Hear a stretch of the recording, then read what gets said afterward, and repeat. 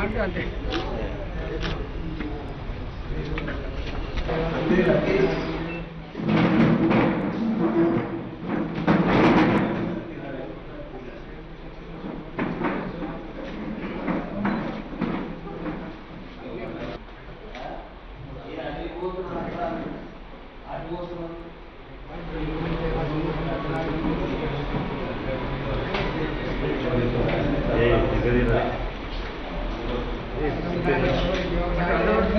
అట్లా పట్టుకుంటారు.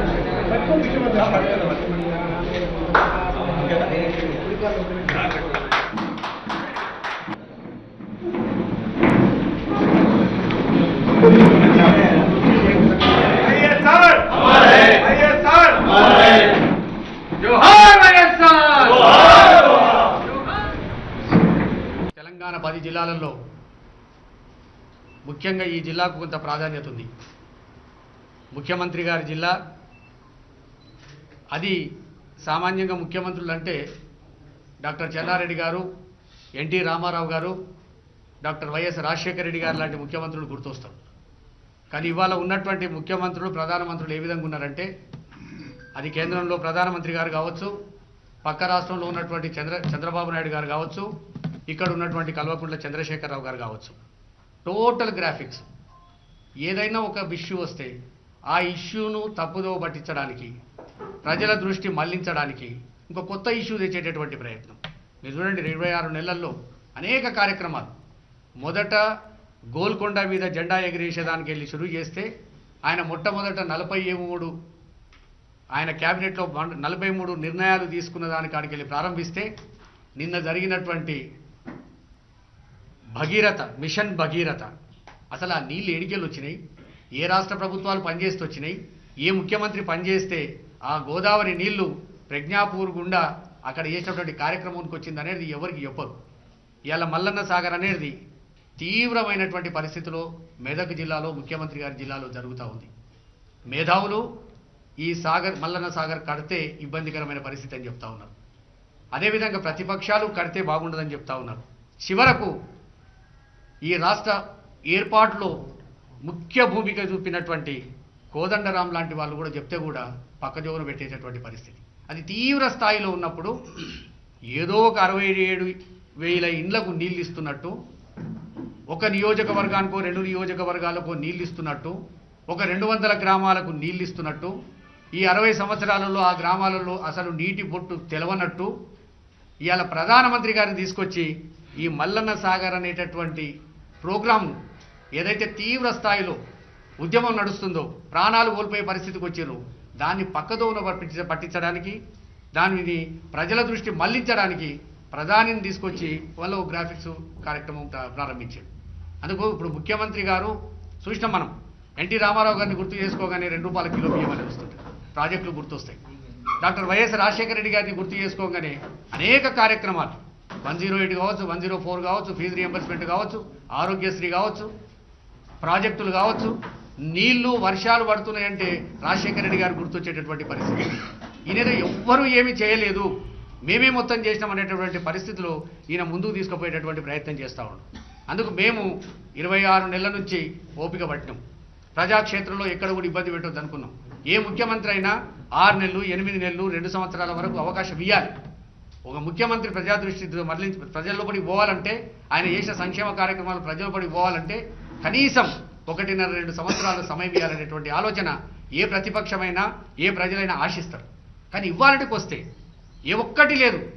3 ఎకరాల భూమి పక్కన పెట్టేసిండు, డబుల్ బెడ్రూమ్ అనేది పక్కన పెట్టిండు, 1,000 కోట్ల రూపాయలు ఇచ్చి ఫీజు రియంబర్స్మెంట్ చదివించేది ఉంటే అనేక కారణాలు చూపెట్టుకుంటా కాలేజీ మూతపడేటటువంటి పరిస్థితికి తీసుకొచ్చిండు.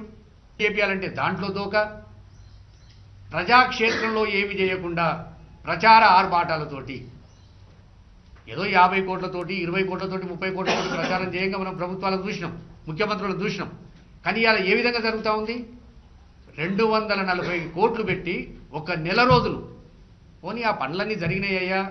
మిషన్ కాకతీయ కంప్లీట్ అయిపోయింది, మిషన్ భగీరథ కంప్లీట్ అయిపోయింది, 2 బెడ్రూమ్ల పోర్షన్లది కంప్లీట్ అయిపోయింది, ఫీజు రియంబర్స్మెంట్ కంప్లీట్ అయిపోయింది, కళ్యాణ లక్ష్మి కంప్లీట్ అయిపోయింది, అన్ని కార్యక్రమాలు కంప్లీట్ అయిపోయినట్టు ఈ 24 నెలల తర్వాత 1 నెల రోజులు టీవీ ఛానళ్ళు వదిలిపెట్టకపోతేవి, పేపర్లను వదిలిపెట్టకపోతేవి, ఎఫ్ఎం రేడియోలను వదిలిపెట్టకపోతేవి, 240 కోట్ల రూపాయలు ఖర్చు పెట్టి నువ్వు చేసినటువంటి ఈ ధోకాబాజీ ప్రచారాన్ని, ఈ ధోకాబాజీ కార్యక్రమాలను ప్రచారంలో పెట్టుకుంటూ ప్రజల దగ్గరికి పోకుండా ప్రజలను మభ్య పెడుతుంటే, ప్రజలను మోసం చేస్తూ ఉంటే ఇక వైఎస్ఆర్ కాంగ్రెస్ పార్టీగా ఓపిక పట్టే ప్రసక్తి లేదు. ఖచ్చితంగా ప్రజాక్షేత్రంలో కోతం.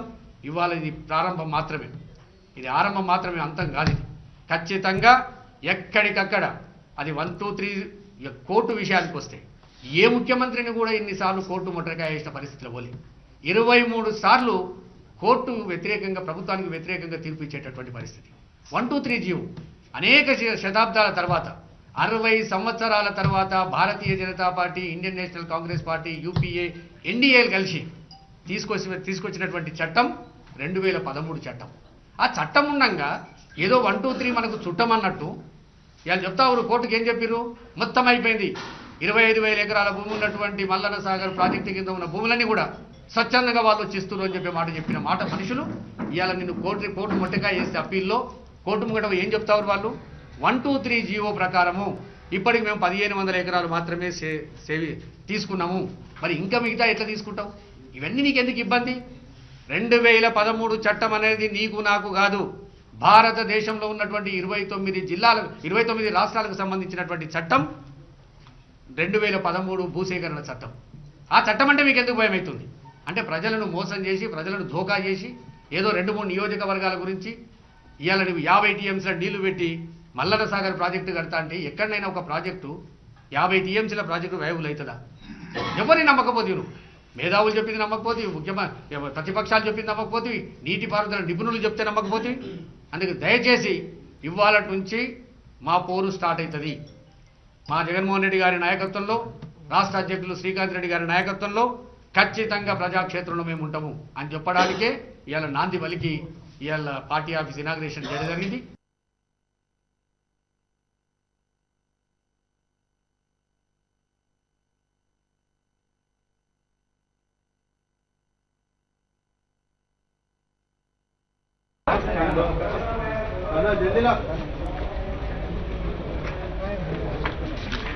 అధ్యక్ష కదా ఇక్కడ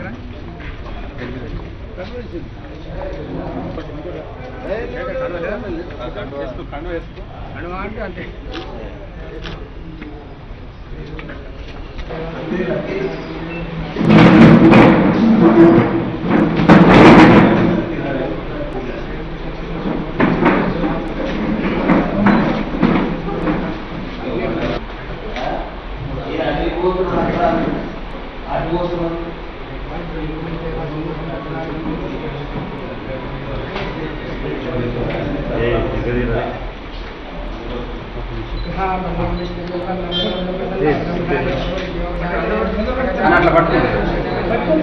అట్లా పట్టుకుంటే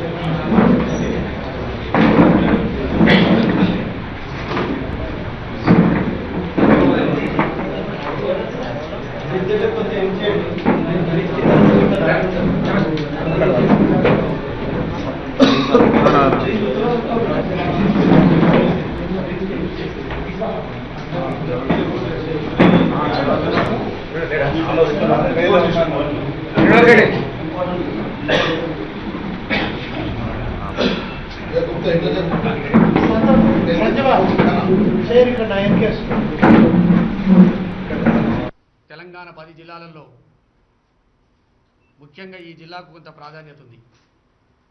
ముఖ్యమంత్రి గారి జిల్లా అది. సామాన్యంగా ముఖ్యమంత్రులు అంటే డాక్టర్ చెన్నారెడ్డి గారు, ఎన్టీ రామారావు గారు, డాక్టర్ వైఎస్ రాజశేఖర రెడ్డి గారు లాంటి ముఖ్యమంత్రులు గుర్తొస్తారు.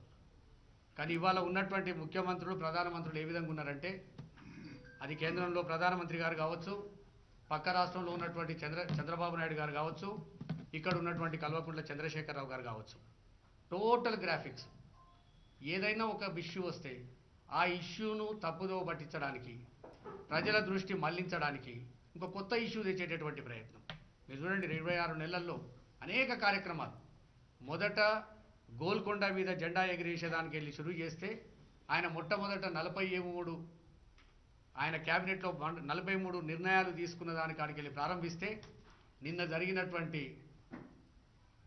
భగీరథ మిషన్ భగీరథ, అసలు ఆ నీళ్ళు ఎడికెళ్ళి వచ్చినాయి, ఏ రాష్ట్ర ప్రభుత్వాలు పనిచేస్తూ వచ్చినాయి, ఏ ముఖ్యమంత్రి పనిచేస్తే ఆ గోదావరి నీళ్లు ప్రజ్ఞాపూర్ గుండా అక్కడ చేసినటువంటి కార్యక్రమానికి వచ్చింది అనేది ఎవరికి చెప్పదు.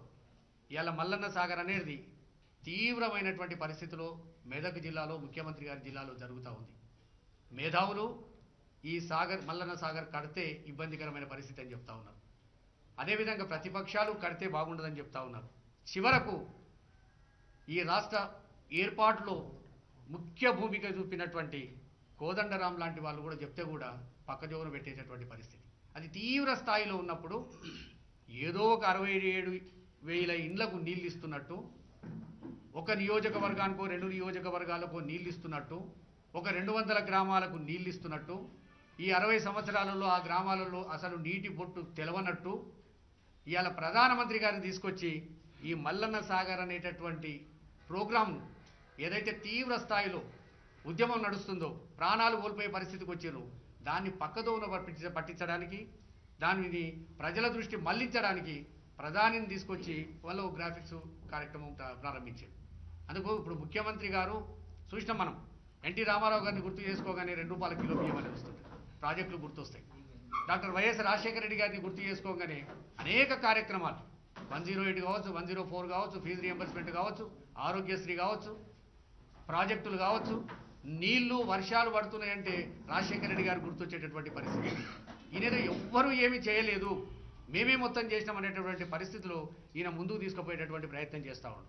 అందుకు మేము 26 నెలల నుంచి ఓపిక పట్టినాం. ప్రజాక్షేత్రంలో ఎక్కడ కూడా ఇబ్బంది పెట్టొద్దు అనుకున్నాం. ఏ ముఖ్యమంత్రి అయినా 6 నెలలు, 8 నెలలు, 2 సంవత్సరాల వరకు అవకాశం ఇవ్వాలి.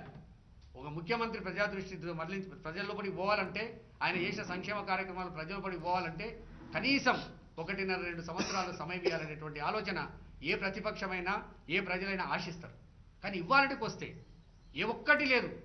3 ఎకరాల భూమి పక్కన పెట్టేసిండు, డబుల్ బెడ్రూమ్ అనేది పక్కన పెట్టిండు, 1,000 కోట్ల రూపాయలు ఇచ్చి ఫీజు రియంబర్స్మెంట్ చదివించేది ఉంటే అనేక కారణాలు చూపెట్టుకుంటా కాలేజీ మూతపడేటటువంటి పరిస్థితికి తీసుకొచ్చిండు. చేపియాలంటే దాంట్లో దోక, ప్రజాక్షేత్రంలో ఏమి చేయకుండా ప్రచార ఆర్భాటాలతోటి ఏదో 50 కోట్లతోటి, 20 కోట్లతోటి, 30 కోట్లతోటి ప్రచారం చేయంగా మనం ప్రభుత్వాలను చూసినాం, ముఖ్యమంత్రులను చూసినాం. కానీ ఇలా ఏ విధంగా జరుగుతూ ఉంది? 240 కోట్లు పెట్టి 1 నెల రోజులు పోనీ ఆ పనులన్నీ జరిగినాయ్యా. మిషన్ కాకతీయ కంప్లీట్ అయిపోయింది, మిషన్ భగీరథ కంప్లీట్ అయిపోయింది, 2 బెడ్రూమ్ల పోర్షన్లది కంప్లీట్ అయిపోయింది, ఫీజు రియంబర్స్మెంట్ కంప్లీట్ అయిపోయింది, కళ్యాణ లక్ష్మి కంప్లీట్ అయిపోయింది, అన్ని కార్యక్రమాలు కంప్లీట్ అయిపోయినట్టు ఈ 24 నెలల తర్వాత 1 నెల రోజులు టీవీ ఛానళ్లు వదిలిపెట్టకపోతేవి, పేపర్లను వదిలిపెట్టకపోతేవి, FM రేడియోలను వదిలిపెట్టకపోతేవి, 240 కోట్ల రూపాయలు ఖర్చు పెట్టి నువ్వు చేసినటువంటి ఈ ధోకాబాజీ ప్రచారాన్ని, ఈ ధోకాబాజీ కార్యక్రమాలను ప్రచారంలో పెట్టుకుంటూ ప్రజల దగ్గరికి పోకుండా ప్రజలను మభ్యపెడుతుంటే, ప్రజలను మోసం చేస్తూ ఉంటే ఇక వైఎస్ఆర్ కాంగ్రెస్ పార్టీగా ఓపిక పట్టే ప్రసక్తి లేదు. ఖచ్చితంగా ప్రజాక్షేత్రంలో కోతం. ఇవాళ ఇది ప్రారంభం మాత్రమే, ఇది ఆరంభం మాత్రమే, అంతం కాదు. ఇది ఖచ్చితంగా ఎక్కడికక్కడ అది 1, 2, 3 కోర్టు విషయానికి వస్తే ఏ ముఖ్యమంత్రిని కూడా ఇన్నిసార్లు కోర్టు మొట్టరికాయ వేసిన పరిస్థితిలో పోలే. 23 సార్లు కోర్టు వ్యతిరేకంగా, ప్రభుత్వానికి వ్యతిరేకంగా తీర్పు ఇచ్చేటటువంటి పరిస్థితి.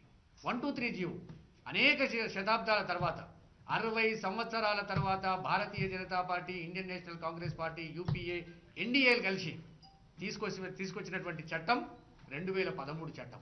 ఆ చట్టం ఉండగా ఏదో 1, 2, 3 మనకు చుట్టమన్నట్టు ఇవాళ చెప్తా ఊరు కోర్టుకి ఏం చెప్పిర్రు? మొత్తం అయిపోయింది, 25,000 ఎకరాల భూమి ఉన్నటువంటి మల్లన్న సాగర్ ప్రాజెక్టు కింద ఉన్న భూములన్నీ కూడా స్వచ్ఛందంగా వాళ్ళు వచ్చిస్తున్నారు అని చెప్పే మాట చెప్పిన మాట మనుషులు ఇవాళ నిన్ను కోర్టు మొట్టగా వేస్తే అప్పీల్లో కోర్టు ముంగట ఏం చెప్తారు వాళ్ళు? 1, 2, 3 జీవో ప్రకారము ఇప్పటికి మేము 1,500 ఎకరాలు మాత్రమే తీసుకున్నాము, మరి ఇంకా మిగతా ఎట్లా తీసుకుంటావు? ఇవన్నీ నీకు ఎందుకు ఇబ్బంది? 2013 చట్టం అనేది నీకు నాకు కాదు, భారతదేశంలో ఉన్నటువంటి 29 రాష్ట్రాలకు సంబంధించినటువంటి చట్టం 2013 భూసేకరణ చట్టం. ఆ చట్టం అంటే మీకు ఎందుకు భయం అవుతుంది? అంటే ప్రజలను మోసం చేసి, ప్రజలను ధోకా చేసి, ఏదో 2-3 నియోజకవర్గాల గురించి ఇవాళ నువ్వు 50 టీఎంసీల నీళ్లు పెట్టి మల్లన్న సాగర్ ప్రాజెక్టు కడతా అంటే ఎక్కడైనా ఒక ప్రాజెక్టు 50 టీఎంసీల ప్రాజెక్టు వైబుల్ అవుతుందా? ఎవరిని నమ్మకపోతే నువ్వు మేధావులు చెప్పింది నమ్మకపోతే, ప్రతిపక్షాలు చెప్పింది నమ్మకపోతే, నీటిపారుదల నిపుణులు చెప్తే నమ్మకపోతే. అందుకే దయచేసి ఇవాళ నుంచి మా పోరు స్టార్ట్ అవుతుంది. మా జగన్మోహన్ రెడ్డి గారి నాయకత్వంలో, రాష్ట్ర అధ్యక్షులు శ్రీకాంత్ రెడ్డి గారి నాయకత్వంలో ఖచ్చితంగా ప్రజాక్షేత్రంలో మేము ఉంటాము అని చెప్పడానికే ఇవాళ నాంది పలికి ఇవాళ పార్టీ ఆఫీస్ ఇనాగ్రేషన్ చేయడం జరిగింది. రెడ్డి శ్రీధర్ రెడ్డి గారిని, ఆయన సహచరులు, రాష్ట్ర కమిటీ సభ్యులు, ఇక్కడికి విచ్చేసిన పార్టీ కార్యకర్తలందరికీ కూడా పేరు పేరున అభినందనలు తెలియజేస్తున్నాను. దేశ ప్రధానమంత్రి ఒక రాష్ట్రానికి విచ్చేసినప్పుడు ఖచ్చితంగా ప్రధానమంత్రి ద్వారా గతంలో కాకుండా పోయినటువంటి కార్యక్రమాలు ఏమన్నా ఉంటే, భవిష్యత్తులో కావాల్సినటువంటి కార్యక్రమాల గురించి రాష్ట్ర ముఖ్యమంత్రి ఖచ్చితంగా అడగాల్సినటువంటి అవసరం ఉండే. ఈ రాష్ట్ర ముఖ్యమంత్రి ఒక నవాబు మాదిరిగా, ఒక రాజు మాదిరిగా, ఒక దొర మాదిరిగా వివరించినటువంటి తీరు కనబడతా ఉంది. నాకు ఏమొద్దు, నేనేమి 50 లక్షలు, 1,00,000 కోట్లు అడిగే, 50 లక్షల కోట్లు, 1,00,000 కోట్లు అడిగేటువంటి వ్యక్తిని కాదు, నేను మీ ఆశీర్వాదం కావాలని అంటున్నాడు. మీ ఆశీర్వాదం అంటే ఏమిటి? నా కొడుకు మంత్రిగా ఉన్నాడు, నా అల్లుడు మంత్రిగా ఉన్నాడు, ఇక మంత్రిగా లేనటువంటి వ్యక్తి ఎవరు? నా బిడ్డ ఒకతే. కాబట్టి నువ్వు కానీ ఆశీర్వాదం ఇస్తే కేంద్రంలో నా మంత్రి బిడ్డ అవుతుంది. అందుకని మీ ఆశీర్వాదం చాలు అని చెప్పి మాట్లాడినటువంటి సందర్భం కనబడుతూ ఉంది. మనది ఫెడరల్ కంట్రీ. అటువంటి దేశంలో స్ఫూర్తిగా ఖచ్చితంగా దేశము కొత్తగా ఏర్పడ్డటువంటి రాష్ట్రానికి సహకరించాల్సినటువంటి అవసరం ఉంది.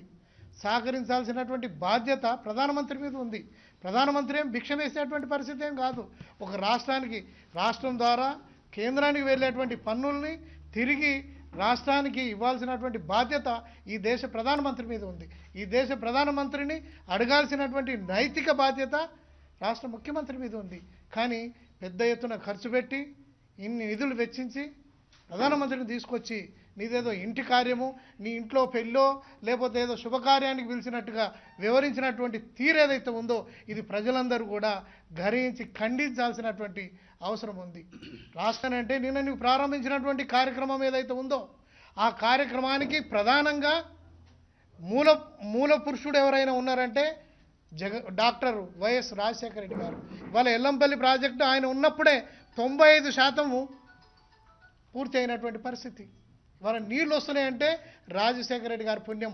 ఇవాళ నువ్వు చెప్పకున్నా నీకు సంబంధించినటువంటి ఈ ఇరిగేషన్కు సంబంధించినటువంటి నిపుణుడు ఎవరైతే ఉన్నారో విద్యాసాగర్ రావు, ఆయనే స్వయంగా చెప్పడం జరిగింది.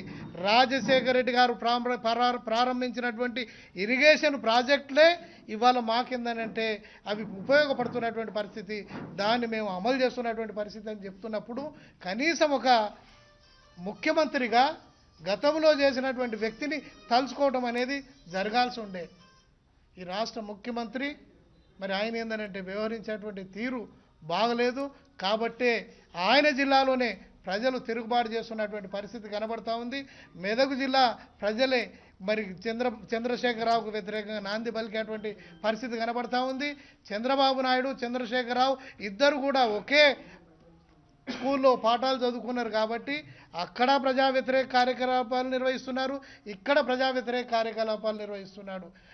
కొంచెం అటు ఇటు ఉండొచ్చు, చంద్రబాబు ఇంకా దుర్మార్గంగా నిరంకుశంగా వివరించవచ్చు, కానీ ఇద్దరు కూడా ఒకే బాటలో నడుస్తున్నటువంటి పరిస్థితి కనబడతా ఉంది. ఇద్దరు కూడా సరి అయిన సమయంలో సరి అయినటువంటి పద్ధతిలో మరి ప్రజలు పాఠం చెప్తారని చెప్పి హెచ్చరిస్తూ మరి ఇప్పటికైనా మరి బుద్ధి తెచ్చుకోవాల్సిందిగా చంద్రశేఖరరావు గారికి విజ్ఞప్తి చేస్తూ ఉన్నాము.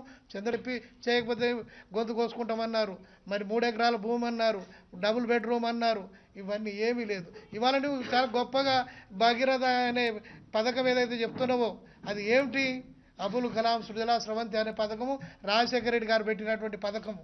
ఇవాళ ఏంటంటే మీకు మెదక్ జిల్లాలో చూడండి, పుట్టపర్తి సాయిబాబానే అనేక చోట్ల నారాయణఖేడు ఇతర ప్రాంతాల్లో చాలా చోట్ల ఏంటంటే అనేక చోట్ల ట్యాంకులు కట్టినటువంటి పరిస్థితి ఉంది. బండారు కానీ మొత్తం జిల్లాలో చాలా చోట్ల ట్యాంకులు కట్టినటువంటి పరిస్థితి ఉంది. అక్కడక్కడ ఏంటంటే ఎక్కడో నీళ్లు ఏంటంటే ఈ బస్తీకి నీళ్లు ఇచ్చినటువంటి పరిస్థితి అక్కడ నల్ల ఉంది. నువ్వు చేసేదే ఉంది, ఒక ఇంటింటికి నల్ల ఇచ్చినటువంటి పరిస్థితి. అదేమి అది వాస్తవంగా మీరేంటంటే ఇది పూర్తిగా అమలు చేస్తే మేము నిజంగా హర్షాన్ని వ్యక్తం చేస్తాము, సంతోషపడతాము. కానీ దాని వెనుక ఉన్నటువంటి వ్యక్తులు, దాని వెనుక ఉన్నటువంటి శ్రమ చేసినటువంటి వ్యక్తులు, దానికి మూలపురుషుడైనటువంటి వ్యక్తిని కూడా నువ్వు గౌరవించకపోతే మరి ఇది తిన్నింటి ఆశలు లెక్కపెట్టినట్టే ఉంటుంది.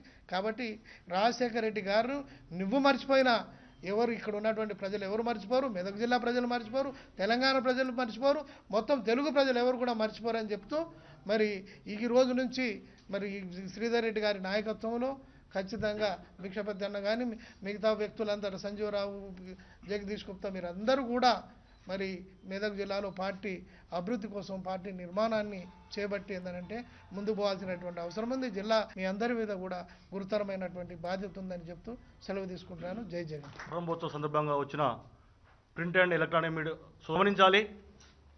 ముఖ్యంగా ఈ పార్టీ కార్యాలయము కొంత ఆలస్యమైనందుకు ఎవరికైనా ఇబ్బంది కలిగిస్తే నేను మనస్ఫూర్తిగా శిరస్సు వంచి మన్నించమని కోరుతా ఉన్నాను. ముఖ్యంగా మన రాష్ట్ర పరిస్థితి, తెలంగాణ రాష్ట్రం వచ్చిన తర్వాత మన పార్టీ పరిస్థితి ఎట్లా ఉందో మీకు అందరికీ తెలుసు.